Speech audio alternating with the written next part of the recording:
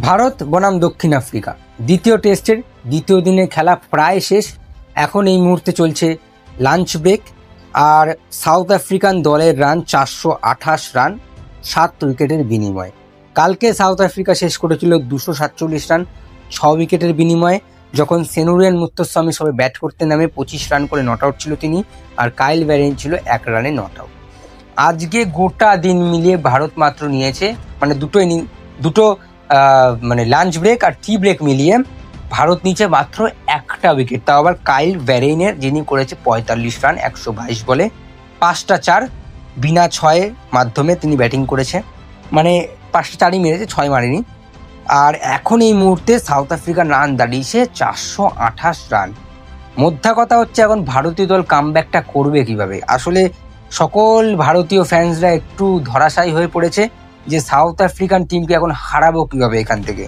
এখনো test match শেষ হয়নি ভাই, এখনো টেস্ট ম্যাচে আসল খেলাটা বাকি আছে, ভারতীয় ব্যাটসম্যানদের খেলা। আর সবে এখন একদিন শেষ হয়েছে, আর দুটো সেশন শেষ হয়েছে, টি ব্রেক আর লাঞ্চ ব্রেক শেষ হয়েছে, এখনো অনেকটা খেলা বাকি আছে। সুতরাং এখন আমরা বলে দেবো যে সাউথ আফ্রিকা জিতে টেস্ট ম্যাচটা ড্র হবে, এটা বললে কিন্তু ভুল। সেনুরিয়ান মুত্তস্বামীকে নিয়ে অনেক বড় থ্রেট ছিল, তিনি বলে এখনো কিন্তু কিছু বোলিংয়ে এখনো আসেনি, তবে ব্যাটিংয়ে যা করেছে সেই নিয়ে ভারতীয় ফ্যান্সরা এখনো পর্যন্ত ধরাশায়ী হয়ে রয়েছে।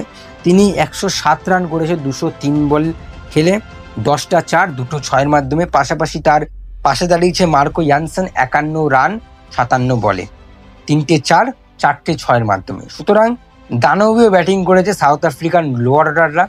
আর আমাদের ইন্ডিয়ান বলাররা একটু লোয়ার অর্ডারদেরই আউট করতে অসুবিধা আমি দেখেছি। ওরা টপ অর্ডারকে তো আউট করে দেয়, কিন্তু লোয়ার অর্ডারকে আউট করতে ওরা পারে না, আমি দেখেছি। যাই হোক, বুমরাও কিছু করতে পারছে না, সিরাজও কিছু করতে পারছে না, সুন্দরও কিছু করতে পারছে না, কুলদীপও কিছু করতে পারছে না, জাডেজাও কিছু করতে পারছে না। জাডেজা একটা উইকেট নিয়েছে, ভ্যালেনকে স্টাম্প করে দিয়েছে, যেটা ঋষভ পান্ট স্টাম্প করলো 45 রানে। তবে এখন প্রশ্ন হচ্ছে ভারত এখান দিয়ে কামব্যাকটা করবে কীভাবে। এখনও অনেক খেলা বাকি আছে, ভারতকে তাড়াতাড়ি অল আউট করতে হবে সাউথ আফ্রিকান টিমকে 450-র মধ্যে। আর ভারতীয় দলকে ভালো ব্যাটিং করতে হবে, চূড়ান্ত ব্যাটিং করে যেতে হবে, আউট হলে চলবে না। আজকে গোটা দিনের মধ্যে আউট করো, আগে আউট করো 450-র মধ্যে, আর যতটুকু সেশন আছে খেলে নাও, 70-80 রান করে নাও। কালকের দিন থেকে কিন্তু অ্যাপ্রোচ চেঞ্জ করে দাও, একটু অ্যাটাকিং খেলো। আর ভারতকে কিন্তু 600 রান করতে হবে যদি এই ম্যাচটা জিততে হয়। তো তার কারণ চতুর্থ দিনের মাথায় কিন্তু স্পিন আসবে, খেলায় কিন্তু স্পিন ঢুকবে, স্পিন কিন্তু শুরু হতে চলেছে। তার কারণ মাটি কিন্তু একটু সরতে শুরু করেছে, মাটি একটু ফাঁপতে শুরু করেছে, স্পিনারদের জন্য কিন্তু অনুকূল হবে চতুর্থ দিনের মাথায়। এই জন্য আমি বলেছিলাম যে টসটা খুব ফ্যাক্টর করে যায়।